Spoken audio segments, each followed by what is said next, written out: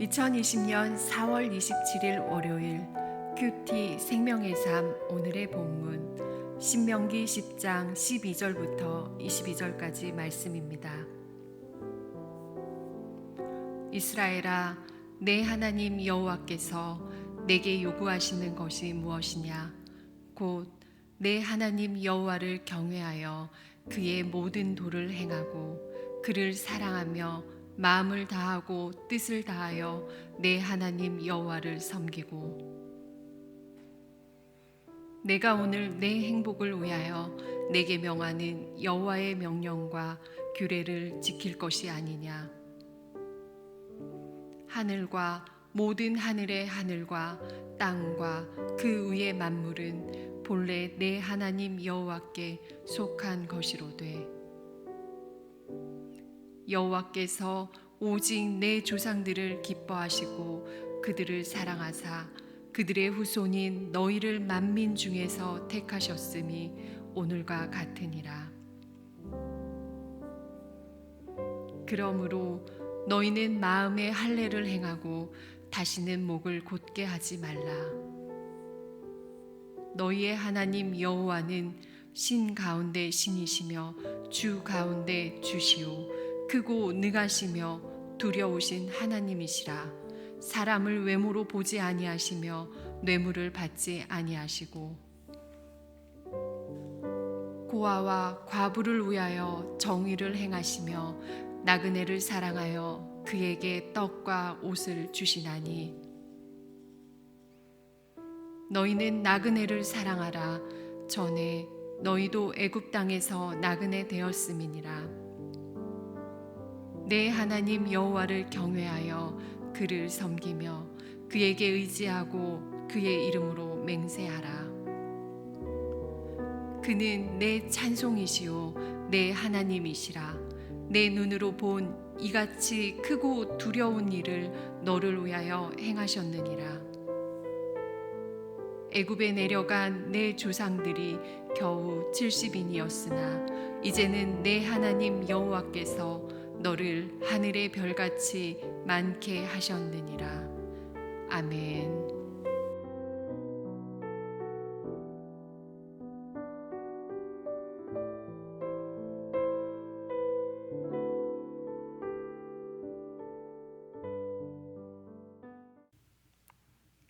조선 선조 때 명필 한석봉은 어려서 아버지를 여의고 홀 어머니 밑에서 가난하게 자랐습니다.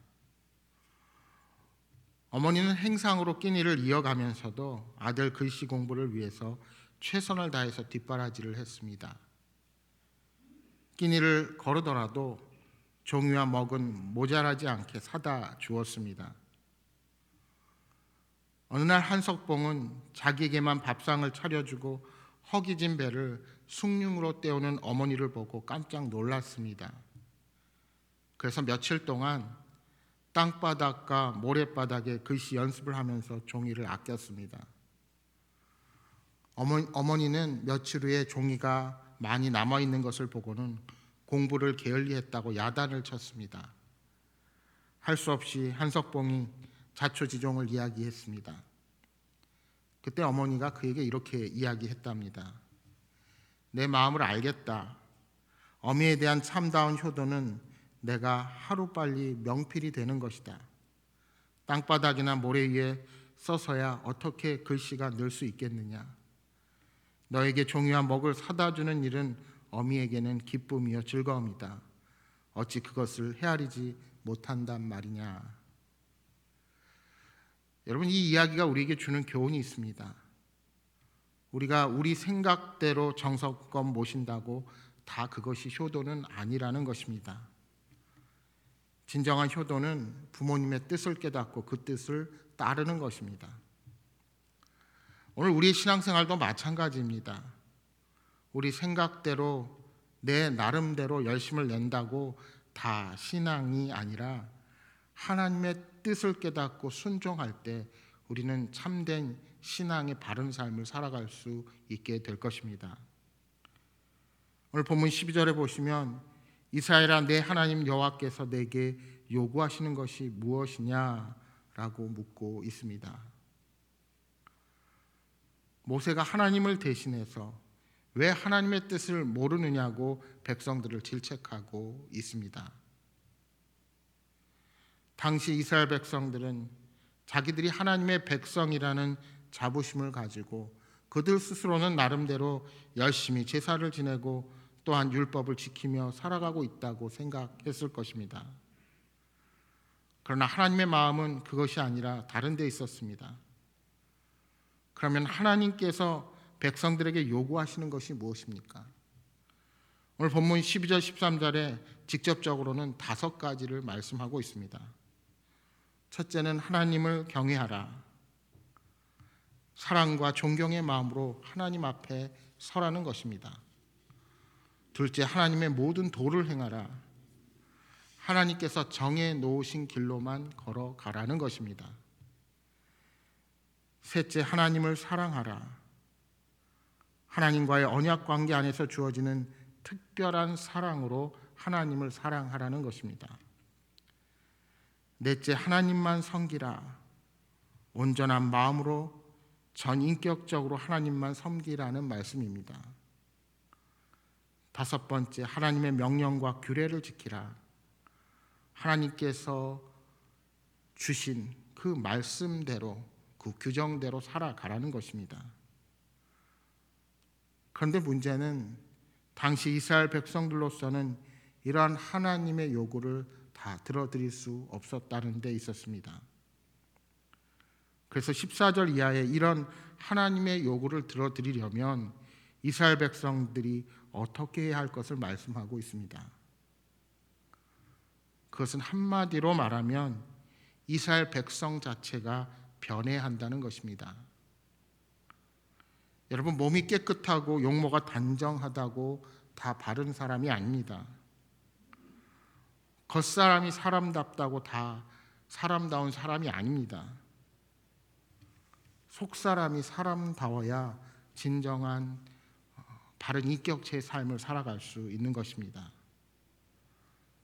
따라서 오늘 우리의 속사람이 그리스도인다운 모습으로 변해야 참된 그리스도인일 수 있다는 것입니다. 그러면 오늘 본문에 말씀하는 하나님의 백성다운 백성이 되려면 어떻게 살아가야 할까요?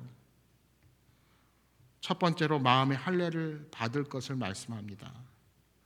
오늘 16절에 그러므로 너희는 마음의 할례를 행하고 라고 말씀합니다. 할례는 하나님께서 아브라함과 처음 언약을 맺으신 이래로 구약시대 하나님의 백성과 맺으신 약속의 의식입니다. 왜 하나님께서 남자들의 성기 끝에 표피를 자르라고 하셨을까요? 그것은 육체적인 관계로 비롯된 모든 약속과 보장들을 끊으라는 뜻이 거기에 내포되어 있습니다. 사람이 어떤 가문에 태어나면 혈통적으로 그 가문의 사람으로서 그 가문의 상속과 보호를 받게 됩니다. 아울러 그 가문의 사람으로 가문을 위해 살아가야 하는 의무가 주어지게 되어 있습니다. 그러니까 할례는 이런 것들을 끊고 이제 하나님과의 약속 안에서 살게 되었다는 것을 선언하는 예식입니다. 하나님의 백성이 되어서 하나님의 기업을 받들고 하나님의 보호하심을 받으면서 살겠다는 다짐과 결심의 약속입니다. 그런데 문제는 이스라엘 백성들이 할례를 받아서 몸에는 하나님의 백성이라는 흔적을 가지고 있지만 여전히 할례 이전의 삶을 살아가고 있는 것입니다. 그래서 오늘 본문의 요구는 마음의 할례를 받으라고 말씀합니다. 예레미야 4장 4절 말씀해 보시면 이렇게 말씀합니다. 유다인과 예루살렘 주민들아, 너희는 스스로 할례를 행하여 너희 마음 가죽을 베고 나 여호와께 속하라. 그러니까 할례는 마음의 가죽을 베는 것이다 말씀하는 것입니다. 할례는 마음으로 의지하고 기대했던 것들을 다 잘라내는 것입니다. 부모를 의지하던 마음을 다 잘라내는 것입니다. 자식을 의지하던 마음을 다 잘라내라는 것입니다. 자기가 가진 것들, 자신이 의지하는 것, 가장 소중한 삶의 부분들을 다 잘라내라는 것입니다. 이렇게 마음에 의지하던 것들을 다 잘라내고 이제는 하나님만 의지하는 하나님의 백성다운 진실한 하나님의 사람으로 살아가라는 것입니다. 두 번째로 목을 곧게 하지 말아야 합니다. 오늘 본문 16절에 보시면 다시는 목을 곧게 하지 말라고 말씀합니다. 이미 신명기 9장 말씀 이하에 통해서 하나님은 거듭해서 너는 목이 곧은 백성이라고 말씀하셨습니다. 그래서 이제는 목이 곧게 하지 말라고 말씀하고 있는 것입니다. 그러면 여기서 목이 곧다는 것은 어떤 의미가 담겨 있을까요? 본래 소들이 멍에를 매기 위해서 목을 숙여야 하는데 멍에를 매지 않겠다고 버티는 모습이 바로 목을 곧게 하는 모습입니다. 심리학자 에릭스는 아이들이 2살쯤 되면 세상을 보는 나름대로의 눈이 형성된다고 합니다.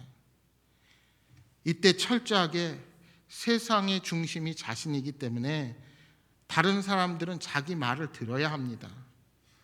그리고 모든 것은 자기 것이어야 합니다. 그래서 남의 말을 듣지 않고 고집을 부립니다. 그런데 마찬가지로 하나님의 백성들이 자기 중심적인 세계관에 빠지게 될 때 바로 이렇게 목이 곧게 되는 것입니다. 하나님의 말씀을 귀담아 듣지 않아 따르지 않는 불순종의 모습입니다. 결국 목이 곧지 않으려면 하나님의 말씀을 경청하고 그 말씀에 순종하는 훈련을 할 수 있어야 합니다. 하나님께서 내게 무엇이라고 말씀하시는가를 우리는 잘 들어야 합니다. 그리고 내 고집을 버리고 하나님 뜻 앞에 순종할 수 있어야 합니다.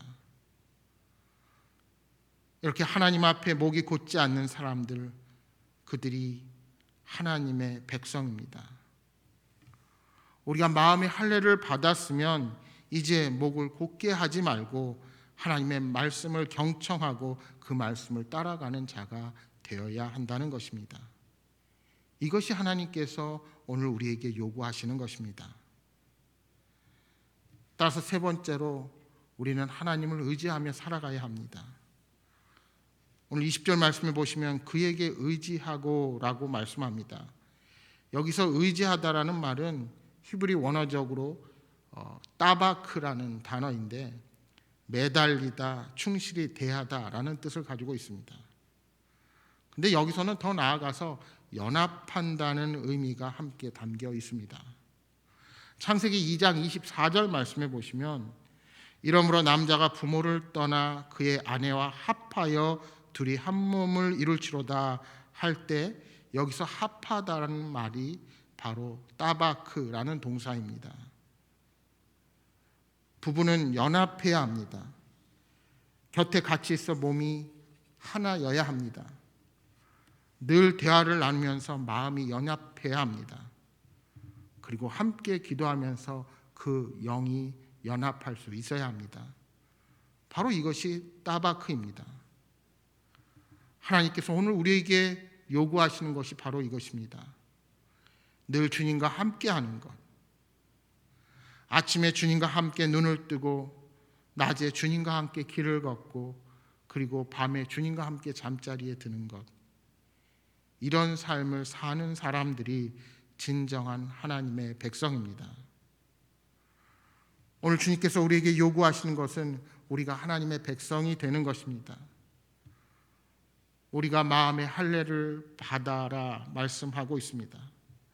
세상을 향하던 우리들의 마음을 돌이켜서 하나님을 향해야 합니다. 목을 곧게 하지 말아야 합니다. 하나님의 말씀을 경청하고 그 말씀을 따르는 삶이 오늘 우리의 삶을 더욱 복되게 만듭니다. 그리고 온전히 하나님만을 의지해야 합니다. 오늘도 그 주님과 동행하며 살아가야 합니다. 사랑하는 여러분, 한 주를 시작하는 월요일 아침 온전히 하나님과 동행하는 삶을 살아가시기를 다시 한번 다짐하는 저와 여러분이 되시기를 주님의 이름으로 축복합니다. 우리 함께 주신 말씀 생각하면서 기도하겠습니다. 하나님, 우리가 마음의 할례를 받고 살아가게 하여 주옵소서. 우리가 형식적이고 의식적인 신앙이 아니라 우리의 마음 중심이 하나님을 향하는지, 오늘 주께서 원하시는 그 뜻을 이루어 드리고 있는지 날마다 점검하며 말씀을 통해서 그 하나님의 뜻을 따라가게 하여 주옵소서. 몸을 굳게 하지 말고 온전히 하나님 말씀 앞에 경청하며 주님만을 의지하며 살아가게 하여 주옵소서 하고 기도하시기 바랍니다. 또한 여러분 가져오신 기도 제목 놓고 간절히 기도하시다가 돌아가시기 바랍니다. 함께 기도하겠습니다.